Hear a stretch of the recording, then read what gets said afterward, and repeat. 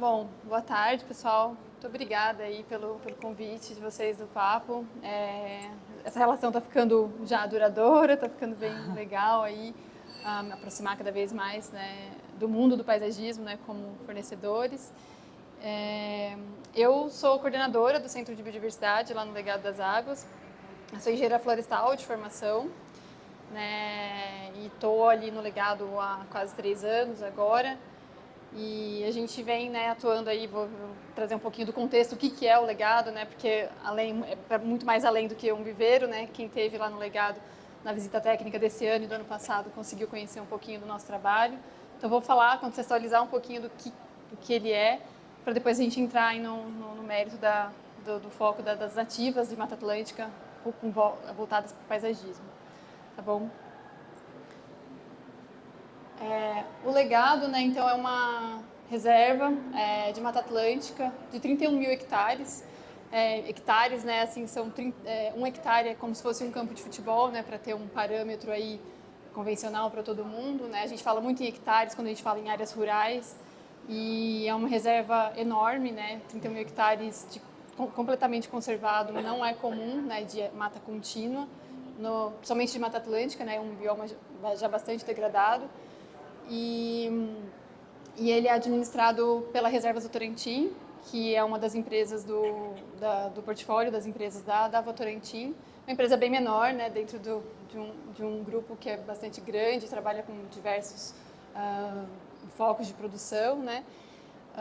E a Reserva Votorantim administra, além do Legado das Águas, o Legado Verde do Cerrado, que também o Papo de Paisagista já teve uma relação. Acabou de voltar de lá. Acabou de conhecer, né? Tiveram uma super experiência lá no Cerrado também. E o foco do Legado das Águas é fazer, né, o uso sustentável dessa área tão extensa, né? O Legado das Águas, a reserva, ela existe há muito tempo já, desde 1950, quando a CBA, que é a Companhia Brasileira de Alumínio, construiu usinas de energia de hidroelétricas ali para a produção de energia para abastecer as indústrias de alumínio das empresas do Votorantim. E desde aquela época já se tinha essa visão, né, bastante de sustentabilidade, de conservar a floresta para poder conservar a água e manter o recurso que é tão importante ali para a produção, né, industrial acontecer. Acho que é isso. Para explicar onde o legado fica, né, parece que, nossa, aquela extensão toda de mata deve estar muito longe daqui de São Paulo, super difícil de chegar. Difícil de chegar é um pouquinho, mas é super perto. Né, Gil? Foi esse ano que vocês tiveram uma dificuldade lá com o ônibus, né? Não, foi engraçado. O ônibus precisou dar uma ré, tinha um penhasco, e aí a gente falou assim, e ele tentando dar ré, aí eu falei assim, gente, peraí. Parei o motorista, falei, olha, eu vou descer. Ele decidiu dar essa ré aqui, eu falei, eu vou descer, não sei vocês, mas eu vou esperar lá fora. No fim ele desistiu, teve que voltar um tempão ali, porque a estrada era difícil. E, enfim, apesar de parecer, né, tão distante, tão difícil, tá a 2 horas de São Paulo, né, para quem está de carro, né, consegue chegar ali na reserva facilmente, né, em 2 horas. Ele faz parte de um grande corredor, né, de Mata Atlântica, o que restou da Mata Atlântica, né, no nosso país. Hoje a gente tem em torno aí de 15% desse bioma só. E ele está aqui, né? Vou mostrar lá de perto. Ele tem uma luzinha aqui. Não, acho que não tem. Funciona. Vou mostrar aqui onde está o legado, que acho que é importante o pessoal saber. Então, todo esse corredor aqui que a gente fala é uma reserva, é a área de corredor de Mata Atlântica que ainda resta no país, que liga toda a extensão norte, né, litoral norte do país, da Bahia até o sul, com o que sobrou de Mata Atlântica. E aqui a gente tem diversos parques estaduais, né, administrados aí pela Fundação Florestal, e o Legado das Águas está aqui, né, essa linha verde aqui, então ele é bastante expressivo, né, em tamanho de área, quando você olha para outras estações, outros parques estaduais, ou estações ecológicas, ou APAs, né, áreas de proteção ambiental, que existem nesse corredor ecológico, né. Só para dar uma ideia também, né, esses 31 mil hectares do Legado das Águas corresponde a como se fosse 5 vezes o Parque da Cantareira, aqui em São Paulo, 10 vezes a Floresta da Tijuca, no Rio de Janeiro. Acho que isso é uma coisa interessante de dar um parâmetro também. E a maior parte da área lá, né, 75% da área toda daquela reserva, né, daquela foto linda de mata, está em alto grau de conservação, né? E o que significa? Isso é bastante impactante, né? Quando a gente fala de área de floresta remanescente, quando a gente fala desses 15%, né, que ainda restou, que ainda resta de Mata Atlântica, a maior parte dele não está nesse nível alto de conservação, né? Que é uma floresta assim praticamente que primária, se não for lá no legado a gente tem áreas primárias que nunca foram mexidas e tem as áreas que estão nesse nível de alta conservação. Então, somando, a gente tem uma floresta muito primária, né? Com isso traz uma biodiversidade imensa, que a gente vai conseguir falar um pouquinho aí ao longo de hora que a gente começar a falar das espécies. E não só de plantas, né, também de animais, a gente acaba conservando todo um escopo aí quando a gente fala de um nível de conservação tão alto, né? A gente sempre fala das florestas pioneiras, que estão começando a se fechar e cobrir, e até elas chegarem a esse nível alto de conservação, como ela no legado. Né? Para falar um pouquinho, né, começar também sobre o legado ainda, a gente tem essa missão, né, que é fazer, né, de um exemplo global essa gestão, né, de uma área de reserva, uma área conservada de floresta, né. A ideia dessa empresa é trazer essa gestão, um exemplo global de gestão de áreas naturais, né, trazendo inovação e sustentabilidade, que isso a gente tem um baita no nosso Brasil, né, com tanta riqueza, com tantas florestas tão diferentes, a gente tem um baita potencial florestal que a gente ainda não conhece, não sabe usar, com uma visão de transformar todos esses ativos naturais em valor econômico, né? A ideia é fazer isso gerar valor econômico, né? Tanto em termos empresariais, né, como no nosso caso, e valor, né, ali do entorno para as comunidades, para quem mora ali, para quem trabalha com a gente, para reconhecer esses recursos e conseguir trabalhar com eles, né, em harmonia ali. E fazer mantendo a floresta de pé. Fazer floresta, exatamente. Né? A ideia é trabalhar com a floresta em pé, em todos os aspectos ali, dentro do que a gente faz. As mantenedoras, né, do Legado das Águas hoje são empresas da Votorantim, né? Então a Vecimentos, a Nexa, que é da área de mineração, a Aure e a CBA são as mantenedoras, fundadoras e mantenedoras aí do Legado das Águas. E, né, falando aí desse contexto geral de mundo que a gente sempre a gente conhece, sabe o que acontece, a gente atua em consonância com os objetivos do desenvolvimento sustentável, né? Isso cada vez mais tem sido buscado e olhado, né, com mais carinho, com mais pertinência, né, visto todos os problemas ambientais e sociais que a gente tem hoje no país e no mundo, né? Então, tá aliado aos objetivos do desenvolvimento sustentável faz parte da nossa raiz também, né? Então, somente aí os ODS ligados a desenvolvimento regional, a desenvolvimento das comunidades, da população e a parte de água, biodiversidade, a gente está trabalhando sempre em consonância. A gente já teve alguns reconhecimentos aí, acho que eu quis destacar esses dois que acho que são bem pertinentes aí, falando de biodiversidade ainda, né? A Reserva da Biosfera da Mata Atlântica reconheceu o Legado das Águas como um dos postos avançados, dos 58 postos avançados de conservação de Mata Atlântica, o Legado das Águas é um deles. E a gente também, né, foi classificada aí como uma área prioritária para a conservação desse primata, que é o Muriqui do Sul.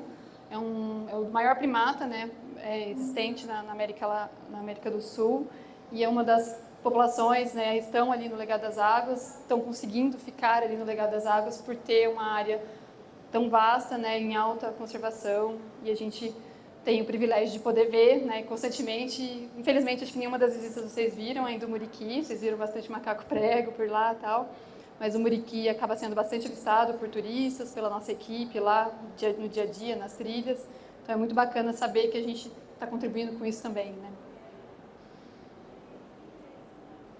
E aí, falando bem, né, rapidamente sobre um escopo geral de tudo que o Legado trabalha e faz, né, a gente, antes de falar da parte das plantas, né, do viveiro de plantas, a gente tem a parte da reserva legal, que é um serviço fornecido para clientes que buscam compensação ambiental, né, é um dos serviços que a gente consegue prestar para quem precisa.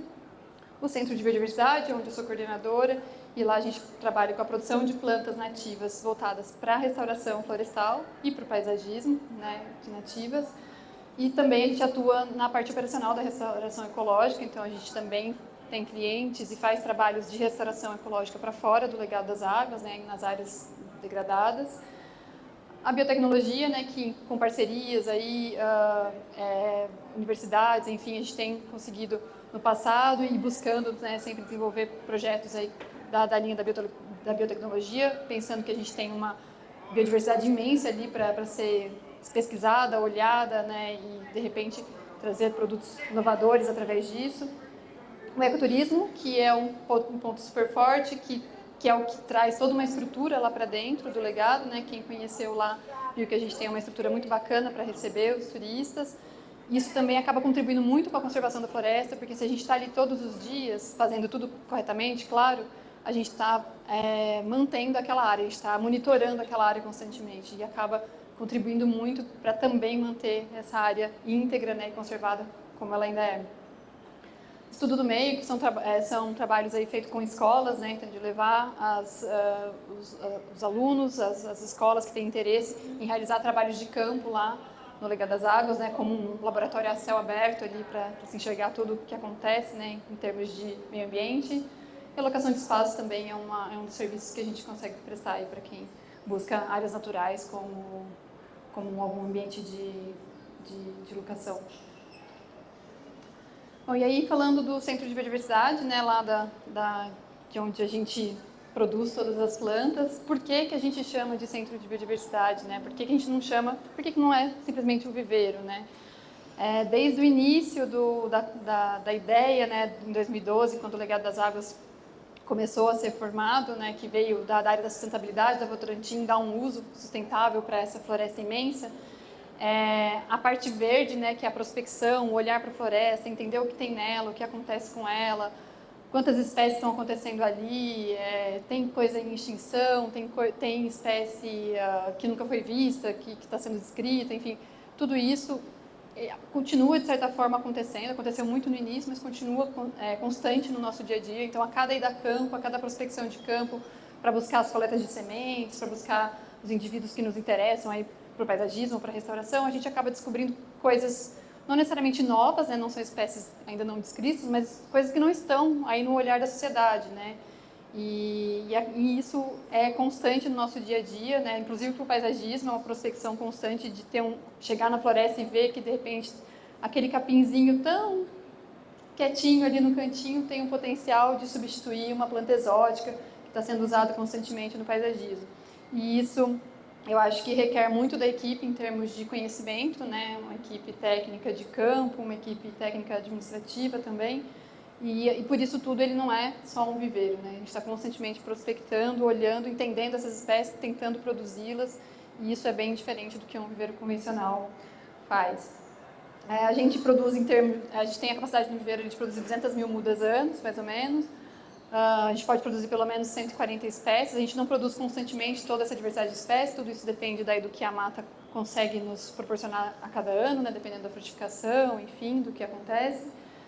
Falando da restauração florestal, a gente trabalha hoje pelo menos com 200 hectares para fora do Legado das Águas em restauração, né?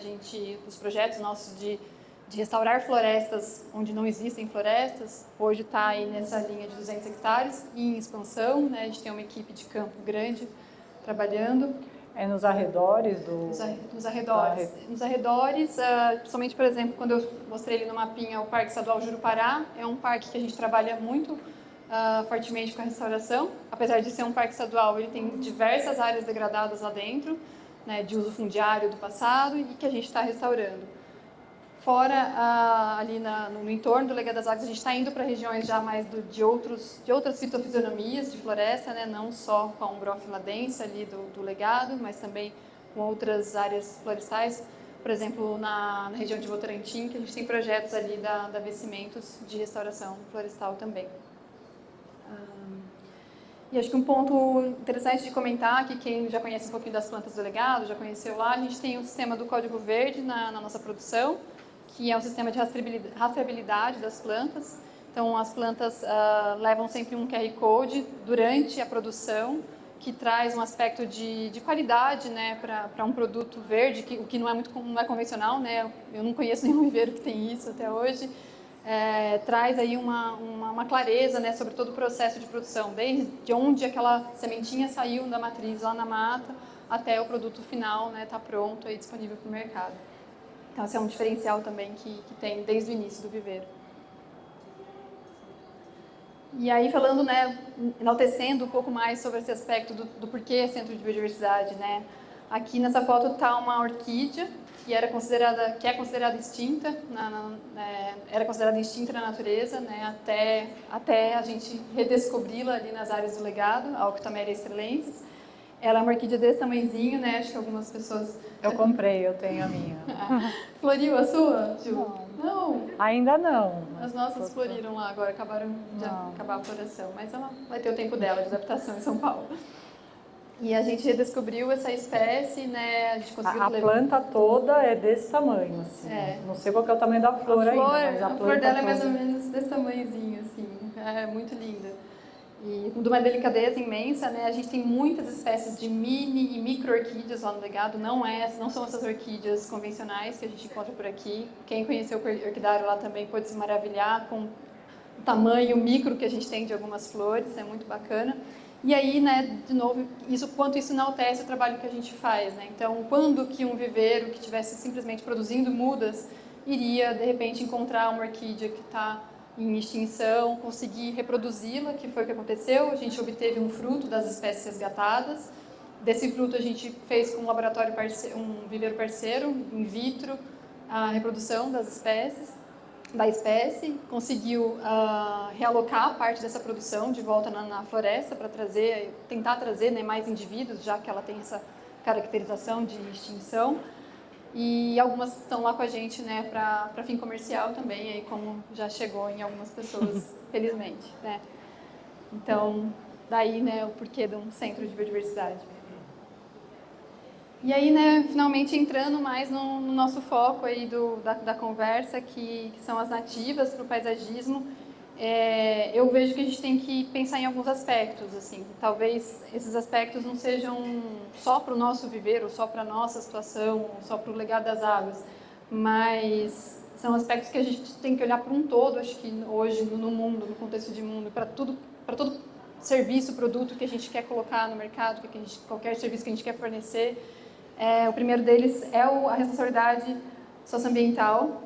Né, para acontecer tudo isso, né, lá existem sempre muitas pessoas por trás, né, aqui eu deixei mais aparente as equipes de campo, né, sem elas seria impossível a gente realizar o trabalho que a gente realiza. E o Legado das Águas, assim como todas as empresas da Votorantim, tem um respeito enorme por isso, pelas pessoas, um cuidado enorme para que essas pessoas trabalhem da forma correta, com segurança, voltem para as suas casas também, né, com segurança. Isso acho que é um aspecto sempre a se preocupar em todo tipo de envolvimento de serviço que a gente tem. A gente acaba trazendo muita contratação de mão de obra local, que acaba trazendo um desenvolvimento regional para um local no Vale do Ribeira, que é considerado de menor índice de desenvolvimento humano, né, a região mais pobre, não sei como, né, com aquela riqueza de biodiversidade, é o local mais pobre do estado de São Paulo. E a gente tem ali, né, famílias, pessoas podendo viver, né, serem contratadas de forma correta, trabalhando com a gente, trazendo esse desenvolvimento regional, fomentando aí essa cadeia produtiva de negócios da economia verde, né, que é isso que a gente está fazendo lá. A gente está gerando negócios da economia verde, que está tão em alta, né, tão necessário no mundo hoje. Acho que agora o aspecto mais importante, principalmente para vocês, né, o cliente, né, como a gente faz, né, acho que eu ouvi um pouquinho das conversas que vocês tiveram essas semanas, né, principalmente com a Daniela Infante, e que a hora que eu ouvi, eu falei, nossa, ela está falando que a gente sabe que tem que ser dito, né, como que a gente faz para aliar a expectativa que o cliente tem sobre um projeto de paisagismo, trazendo essa sensibilização do uso das nativas, né, nesse paisagismo, né, para que a sociedade se reconecte com as nativas, com o nosso bioma, com a nossa biodiversidade, e não entenda simplesmente, né, como a Kátia estava comentando, né, que aquela palmeira lá é uma palmeirinha simples e que não tem graça. Não, se você sabe a história e de onde aquela palmeira vem, o que já aconteceu com ela, se ela era uma espécie extinta, como que faz para germinar aquela planta, o quanto ela contribui para a biodiversidade estar ali, com certeza esse cliente vai ter um outro olhar para o projeto dele, para aquilo que tiver no quintal dele, na sala dele. Acho que é uma baita responsabilidade de vocês. Claro que eu também acho que a gente está junto, né, nessa bandeira de tentar trazer isso em conjunto, mas eu sei que deve ser um enorme desafio, né? O paisagismo está aí, né, com 90% das exóticas ainda, né, em grande implantação, né, em geral, mas a gente estamos aqui juntos, né, na tentativa de trazer, de reconectar as pessoas com a biodiversidade nossa e sensibilizar para que flua, né? E acho que nós profissionais precisamos nos sensibilizar antes de conseguir sensibilizar o cliente, né? Exato. Então, assim, há 2 anos atrás, quando eu resolvi conhecer o legado das águas e eu ia sozinha, foi no intuito de vivenciar a floresta. Não sei se vocês lembram que quando eu cheguei lá, né, Cícero, foi isso que eu falei. Eu falei assim, bom, a minha ideia era vivenciar a floresta, de estar aqui uns dias mesmo, imersa aqui, estudando tudo para poder me sensibilizar a ponto de conseguir levar isso de verdade, né? E aí eu pensei, não vou sozinha, vou levar o meu grupo, né? Vou levar um monte de paisagistas, porque aí são mais pessoas proliferando a ideia, né? E foi exatamente isso que aconteceu, gente. Para as pessoas que estavam aqui na nossa primeira imersão no Legado das Águas, teve mudança de propósito de vida de alguns profissionais. Algumas pessoas assim mudaram a visão da carreira, né? Algumas pessoas mudaram até o estilo de vida, mesmo por estarem vivenciando a floresta. Então a gente vai sensibilizar nossos clientes. Não estou falando que a gente tem que fazer só isso, né? A gente sabe da dificuldade que conseguir plantas nativas o tempo inteiro para todos os projetos e tudo, mas a gente vai conseguir cada vez mais trabalhar com a nossa flora, né? Desde que a gente, eu sinto que a gente possa estar lá vivenciando mesmo a floresta, porque se a gente levar essa consciência de floresta para as cidades e para os nossos clientes, é assim que a gente vai manter a floresta que está lá intacta de pé, porque a pessoa vai conhecer, vai sentir e vai ter vontade de mudar os hábitos dela, vontade de começar a preservar, vontade de entender como as coisas funcionam, só se ela vivenciar mesmo. E ela não necessariamente ela precisa ir lá no meio da mata para vivenciar. A gente, como profissionais, a gente pode dar essa experiência para eles, né? Então, quando eu pensei em ir para o Legado das Águas, foi com esse intuito, deu certo, foi exatamente isso que aconteceu. A gente voltou no 2º ano com outro grupo e alguns repetecos, porque teve gente que voltou de novo, quis voltar para a 2ª imersão. E o nosso plano agora, no Papo de Paisagista, é fazer todo ano. E a gente foi agora para o Legado Verdes do Cerrado, então se tem 2 lugares que a gente quer ir todo ano, não sabemos ainda a agenda, mas é o Legado Verdes do Cerrado e o Legado das Águas. Então essa sensibilização, é óbvio que você falou, tá junto com a gente total, é a sua bandeira, mas eu sinto que vivenciando ajuda muito. Com certeza, né? Como que a gente defende algo, né, que a gente não conhece, né? A gente só vai defender, né, só vai levantar essa bandeira fortemente quando a gente conhecer, sentir, entender o quanto isso vai fazer diferença na vida de todo mundo, né? O quanto dos nossos filhos, das crianças que estão para vir, enfim. Então, é isso aí, né? Vamos junto, que vai dar certo. Aqui tem alguns projetos, né? Aqui depois eu vou falar de novo deles, mas aqui é o da Gamaro, lá no Brooklyn, que o Ricardo mostrou na palestra dele. Essa foto mesmo. Essa foto? Ai, cara. Não, vou mas pedir tá pra ótimo. ele. Tudo bem. Então tá bom. E ali eu fiquei assim, incrédula com a vigorosidade que esse Piper, não sei se vocês lembram do Piper umbelatum, lindo, que ele ficou nessa casa, na região de Campinas, um lugar que é Mata Atlântica também, mas ali já é semidessual. Eu não esperava que ele fosse ficar lindo assim, numa região bem mais seca, bem mais quente, e deu super certo, de uma paisagista que tem super levantado essa bandeira aí das nativas também. O Piper pode substituir o Ficus lirata, tá, gente? Substituir lindamente. Eu falo piper, né, mas é a pariparoba, né, também. Às vezes o pessoal conhece mais aí com o nome popular, que ela também, inclusive, é comestível. Isso é muito legal, medicinal, né.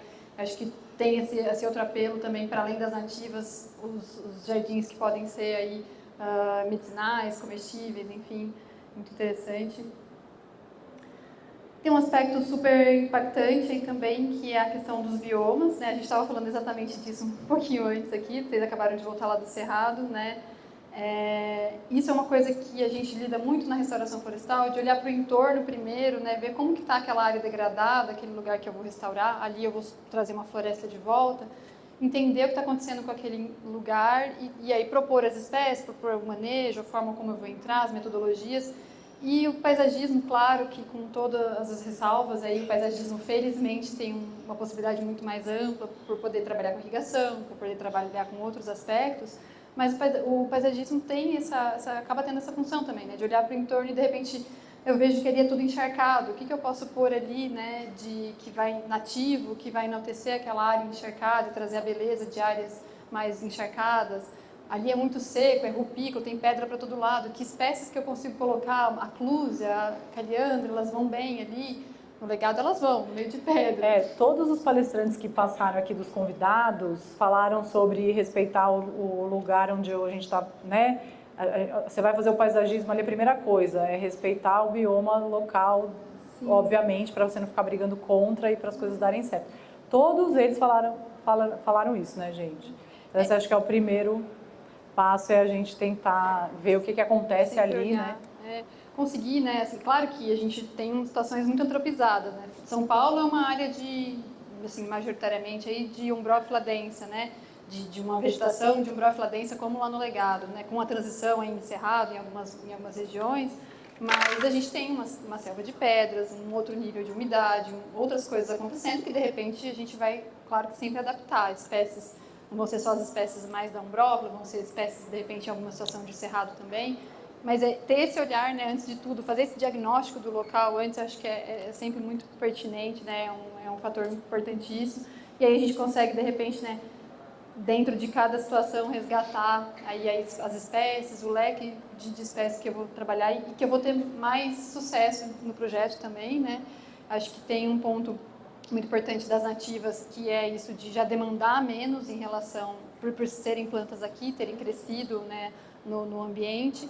Então, em tese, né, claro que dependendo da situação dos jardins, mas ela sempre tende a ter menos manutenção, sempre tende a estar mais adaptada, a conseguir ficar bonita, né, naturalmente ali naquele meio, porque é onde ela evoluiu, onde ela cresceu, né, como indivíduo. E isso falando aqui dos biomas, né, a gente tem pelo menos aí 6 biomas diferentes, né, no Brasil. E quando a gente fala de Mata Atlântica, dentro da Mata Atlântica a gente já tem, né, tipo, aí pelo menos 5 fitofisionomias de floresta bem diferentes, né, fora as outras formações pioneiras, que são os mangues, as restingas, os campos. Então, quanto a diversidade aí é alta, né, para a gente trabalhar, o potencial é alto para trabalhar e a gente tem que respeitar isso também, ter esse olhar quando vai pensar no paisagismo também, né? Dentro da Mata Atlântica, e falando da questão do potencial ainda do paisagismo, a gente tem a região da Mata Atlântica, que é onde está pelo menos 70% da população brasileira, né? São dados aí do Ministério do Meio Ambiente, que a gente está cansado de ouvir, mas acho que isso enaltece essa nossa responsabilidade, né? Porque é um bioma que tem pouquíssimo dele hoje, continua em alta pressão. Existe uma lei da Mata Atlântica que protege a mata, mas a gente sabe que a gente ainda continua tendo bastante pressão. A gente tem 70% da população vivendo, né, provavelmente aí fazendo vários projetos de paisagismo, esses 70% da população, e com uma biodiversidade imensa para se trabalhar, né, dentro, e uma região que trabalha com diversos serviços ecossistêmicos, né, então a água, a regulação do clima, a biodiversidade, a beleza cênica, né, turística, todos são serviços ecossistêmicos que essa mata, né, está fornecendo para nós aí constantemente e que a gente não pode esquecer, né? E aí é mais um fator para sensibilizar e resgatar aí com os clientes o quanto eles podem, dentro do seu cantinho de 1.000 metros, de 300, de 200 metros, trazer isso de volta, né, pontualmente também. Acho que tem um quarto aspecto aí que é bastante importante, né, principalmente para vocês. Nem sempre os paisagistas estão ali na ponta falando direto com o fornecedor, mas muitas vezes estão, né? E eu vejo que vocês dentro do grupo fazem isso muito constantemente, né? E o quanto é importante a gente conhecer o fornecedor, né? Saber a procedência, como aquele fornecedor está trabalhando, né? Sobre todos os aspectos sociais, ambientais, se ele está fazendo, se ele tem a regularização para trabalhar corretamente com aquelas nativas, né? Se precavendo aí de qualquer tipo de manejo ilegal, extração ilegal de espécies, né? Isso, quando a gente fala de nativas, é enaltecedor para manter a floresta em pé, mas também é algo que a gente tem sempre que se preocupar em conhecer aquilo que de onde estão vindo as plantas que a gente usa. E essa iniciativa, né, com o papo aí, né, que eu vejo fortemente acontecendo com os fornecedores, só melhora, né, todas essas condições, né. Ainda bem que a gente tem iniciativas assim acontecendo para que esse trabalho flua, né, e consiga acontecer da forma mais correta possível. E aí, falando finalmente, né, das espécies, né,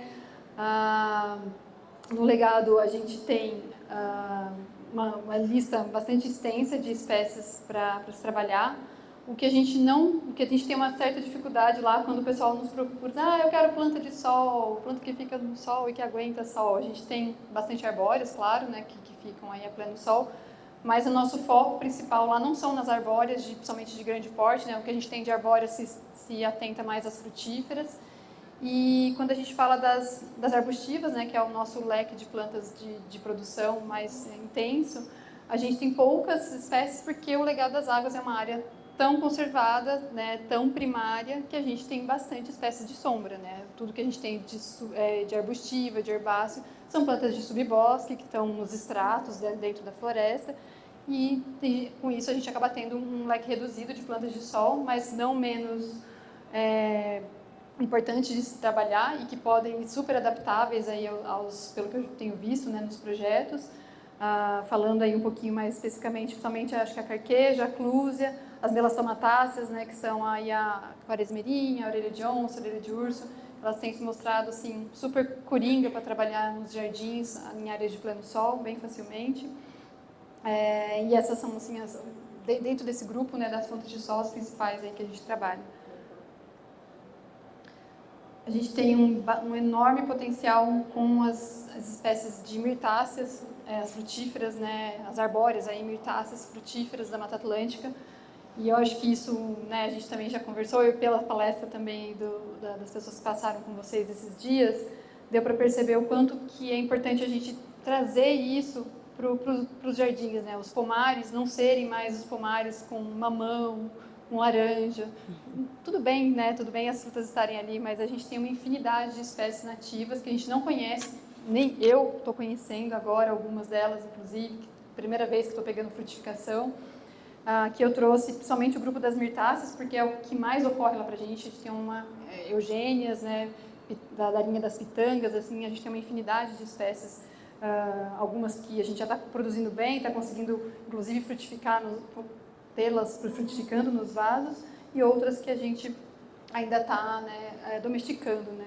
E aqui para falar, acho que as mais diferentes, né, que talvez aí vocês não conheçam, essa plínia, que é uma uvaia não é uma uvaia convencional que a gente tem na semivisual, essa é a pseudo-chantisiana, eu não sei qual o nome popular dela, não sei se tem um nome popular, mas a gente está vendo que ela tem uma arquitetura maravilhosa, né, a folhagem nova nessa época agora de rebrota das folhas é muito bonita com essa tonalidade.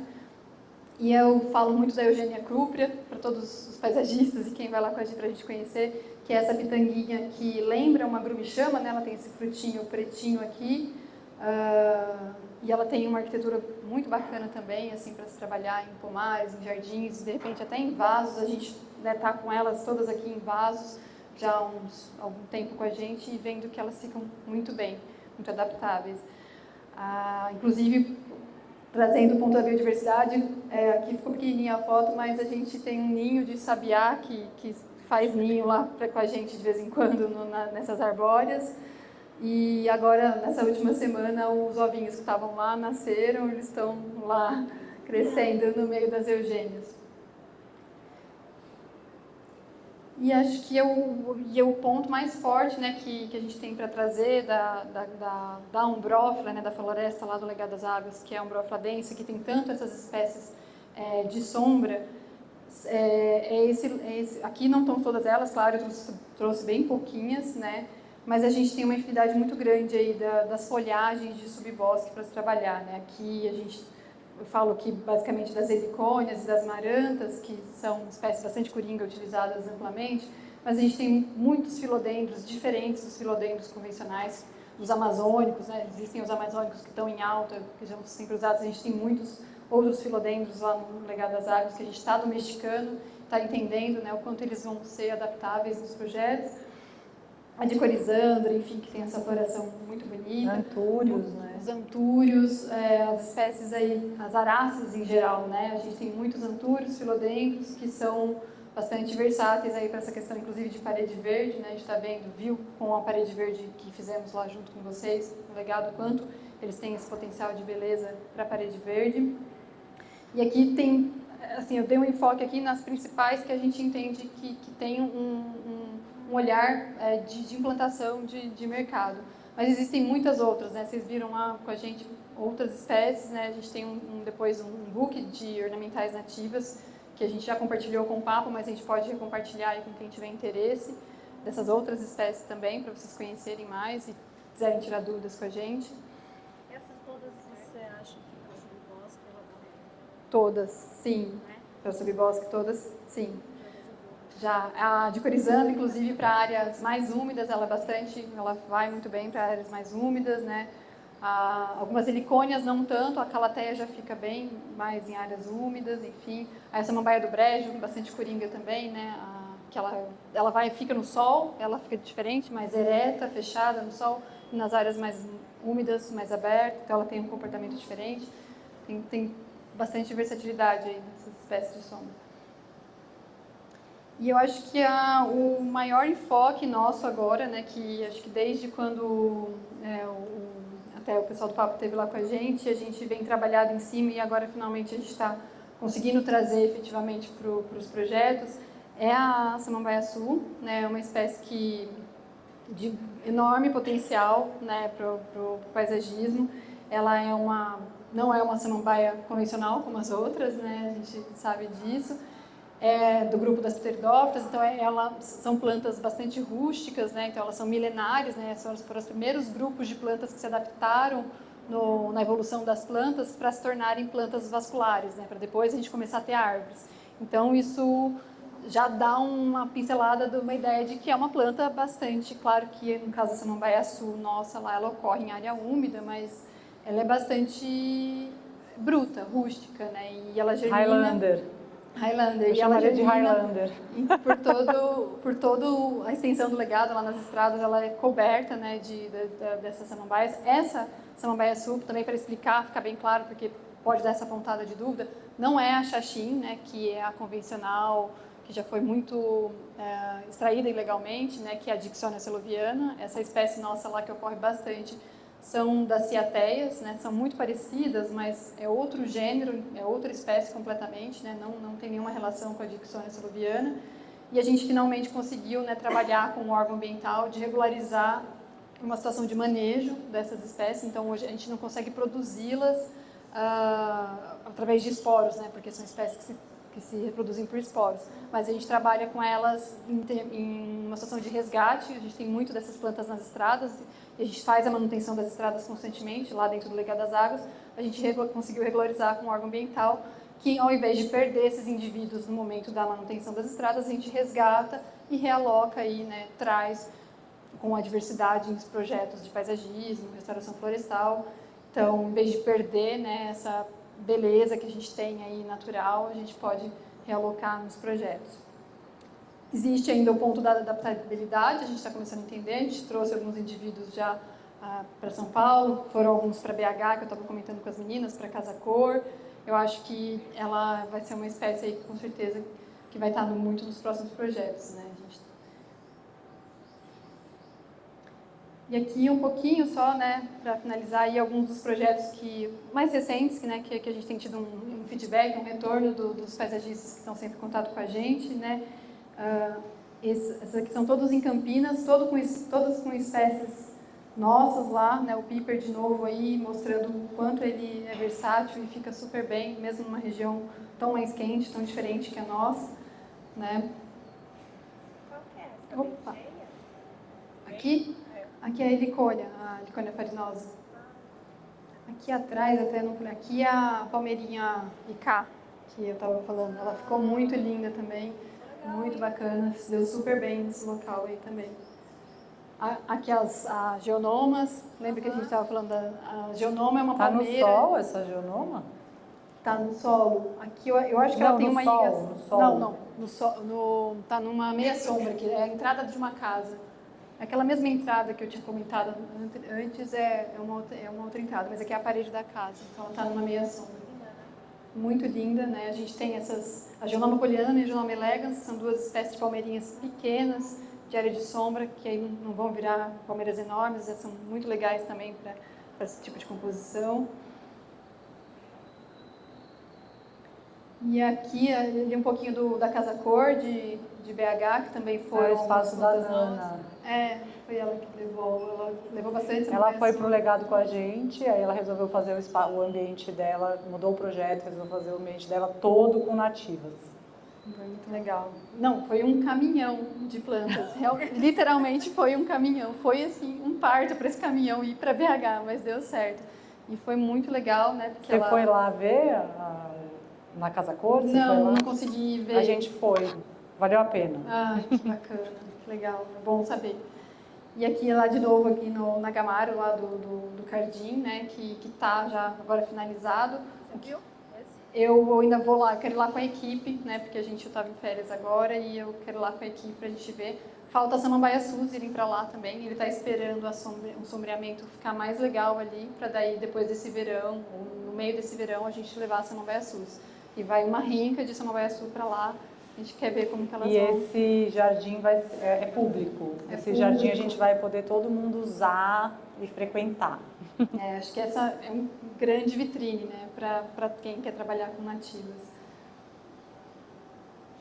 Acho que é isso aqui, né, só agradecendo aí vocês. É um pouquinho das florações, né, de outras espécies que ainda não comentei. Aqui a Octomeria, aqui dá para ter uma ideia boa. Olha o tamanho dela em relação à minha unha. Caraca. Ela é bem pequenininha mesmo. Essa inflorescência da Justiça, que acho que alguns também tiveram o privilégio de pegar ela florida quando estiveram lá no legado. Uma flor de maracujá, que lá tem algumas espécies de maracujás nativos, muito bacanas. Eu comi um maracujá preto, delicioso. Sim, tem um maracujazinho doce. Pretinho. E é Só isso. belezas, né? É isso, gente. Obrigada.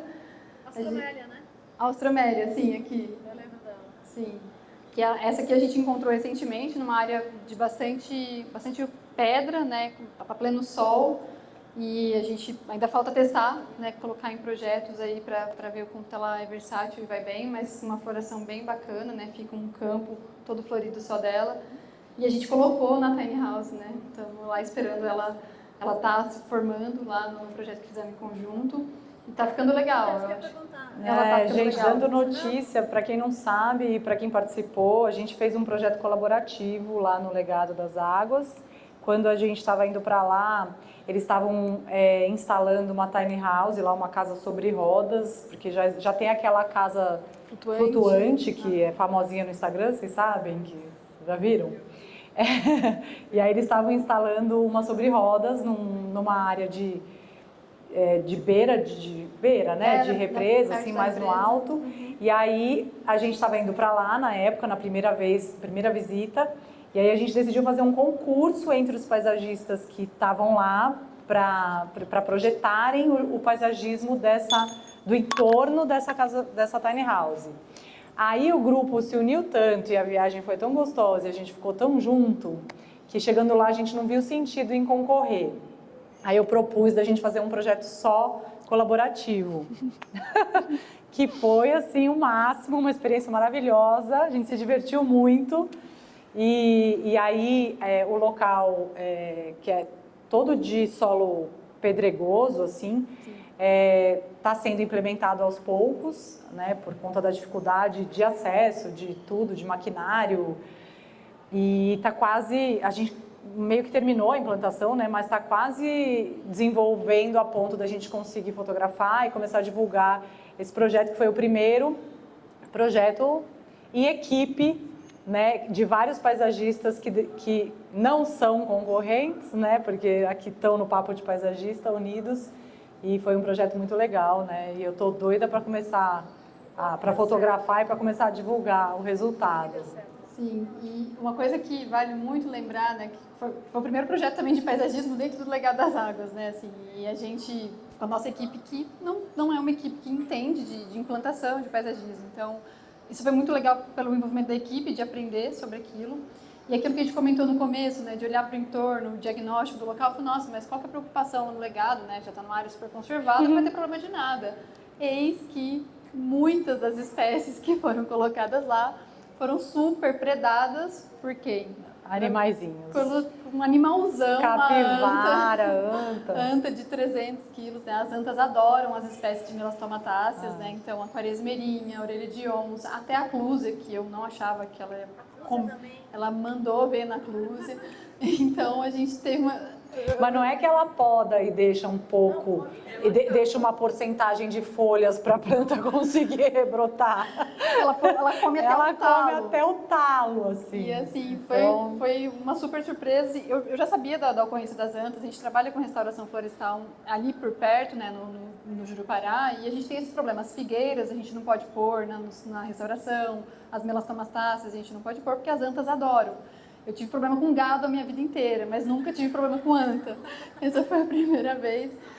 Aí no paisagismo, aí de novo, e a gente teve que fazer uma adaptação em função disso, a gente trocou as espécies, né? Aí a gente voltou lá, uma parte da equipe, escolhemos outras coisas e deu certo, né? Deu certo, tá funcionando. Aquela entrada, né, de acesso da Tiny House está maravilhosa. As calateias, samambaiaçus, as jussaras, que ficou muito lindo, assim, já deu cara de projeto mais finalizado, né? Que legal. Eu já tenho umas fotos que passei lá no grupo para a Cris, mas a parte mais interna ainda está crescendo, acho que nesse verão agora que a gente vai conseguir colher, né, um resultado. Porque já. as astromélias estavam, né? Essa é a segunda fase. Isso, elas foram implantadas na segunda fase, porque exatamente nesse local foi onde foi super comido, que era só a orelha de onça, e a gente trocou completamente por essa florzinha amarela aí, que é a Austromélia, e a gente, né, vai ver esse resultado dela agora. Ela tá pegando bem. Ai, que bom. Vamos ver a floração, tô esperando fortemente a floração. Bom, gente, alguém tem alguma pergunta para Maria Angélica? Perguntas, elogios? Qual que é o carro-chefe agora? Você está... Samambaiaçu. Samambaiaçu.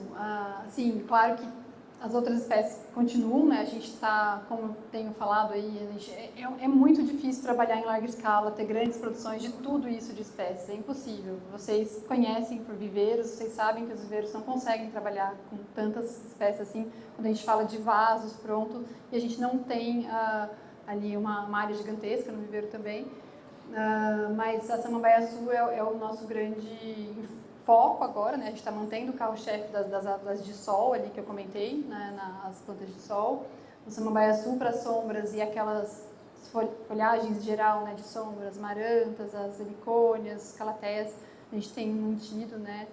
Com enfoque aí na Samambaiaçu em especial. Como é que funciona, essa parte com o cliente? Qualquer pessoa tem acesso a esse tipo de compra, tem que ser profissional da área, larga escala, pequena escala, o viveiro fica sempre aberto à visitação, né? Assim, claro que qualquer pessoa que tiver interesse pode ir lá tanto para conhecer quanto para comprar, enfim. Quando a gente fala de grandes compras, né, para projetos, a gente acha super interessante e pertinente que a gente tenha um contato antes para poder fazer um orçamento, um levantamento, né, do que se pretende. Aí tem a nossa equipe técnica que atende, né, ali diretamente para poder fazer esse orçamento e de repente até também preparar, né, produções, né? Então a gente, para Gamaro a gente fez muito isso, foram 26 mil plantas, né, encaminhadas da nossa produção que foram encaminhadas para Gamaro. A gente ficou 2 anos se preparando para essa produção. Então quando a gente tem projetos maiores aí, ou já sabe que fechou, é super interessante que a gente consiga também fazer essa ponte. Isso é muito legal, né? Se puder acontecer, fazer uma ponte antes e fazer uma reserva, né, em específico, e aí trabalhar com orçamentos específicos para projetos. Mas aí o contato pode ser comigo, né? E dependendo da situação, a gente vai redirecionando aí com as equipes. Tamanho de implantação, tamanho variável. Desculpa, não... Os tamanhos, já sai o tamanho para implantação. Sim, a gente tem tanto, assim, muda, né, e tubetes, porque a gente vem essa linha primeiro para nós, a gente tem um viveiro, o viveiro da base ali onde fica a área do ecoturismo, ele é todo de tubetes, e a gente tem um segundo pátio bem maior, que é o pátio que brilha os olhos aí, né, com todas as plantas já mais prontas, em vasos, para implantação. Acho que a Cíntia ia perguntar. E para o Nordeste, vocês já fizeram, já mandaram alguma coisa? Ainda não. Aí, vamos ver. Pensar. É importante a gente, né, sim, pensar na possibilidade, qual a ideia do projeto, mas dá para conversar. Não, é porque lá mesmo, né, tem muita coisa ainda, essa coisa da nativa não é tão reforçada, né, lá não é tão presente. E eu acho que seria bacana se a gente fizesse algo assim para lá. E até para os produtores, né, que seguem. Então tem muito isso de ver o que saiu, que é moda, né, nesse sentido, vamos comprar os viveiros, né, comprarem. Então seria uma coisa legal. Sim, a gente ainda não fez nenhuma ponte, né? Adaptação também, né? Sim, a gente ainda não fez até hoje nenhuma ponte com potenciais parceiros aí, mas nada impede que de repente isso aconteça, porque é aquilo, né? Se a gente produz aqui e quer, provavelmente assim, ele pode levar um pouco do que tem por aqui, mas com certeza ele vai ter uma diversidade de espécies lá e vai começar a ter esse olhar, mesmo jeito que a gente tem aqui para a região, vai ter lá. Exato. Sim. Obrigada. Mais alguém? Então, olha, fica o convite para quem quiser conhecer o Legado das Águas, mas eu aconselho ir com um papo de paisagista, que é muito mais legal. Eu também. Que se for paisagista, a gente vai num grupo, aí a gente troca muito, aprende muito e sai de lá completamente transformado. Isso eu garanto. Eu saí e eu ouvi de todo mundo que saiu de lá totalmente transformado, né? E assim, eu tendo a dizer que eu também, né, nessa ponte com vocês, me transformei um pouquinho também, né? Que bom. Acho que eu venho de uma linha, por ser engenheira florestal, trabalhei sempre muito com a restauração, né? Entrei no legado conhecendo muito mais sobre restauração, mas essa ponte do paisagismo e para além, né, a ponte com os paisagistas, né, através de vocês, para mim, assim, foi super engrandecedor. Eu vi, assim, outro nível, né, do olhar para o mundo aí do paisagismo, até porque eu também não enxergava muito bem a questão do paisagismo, né? Que bom, que bom. Foi, com certeza. Que bom, foi bom para todo mundo, né? Exato. Então, parabéns e obrigada pela sua palestra. A gente adorou. Obrigada, gente.